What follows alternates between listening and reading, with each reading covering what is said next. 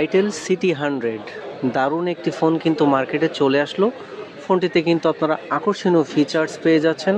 চমৎকার লুকিংয়ের এই ফোনটিতে কিন্তু আপনি 3টা কালার পেয়ে যাবেন, ব্লু কালার, পার্পেল কালার এবং টাইটেনিয়াম কালার। সুপার স্লিম একটি phone, 6 GB RAM, 128 GB ROM, 5200 mAh battery.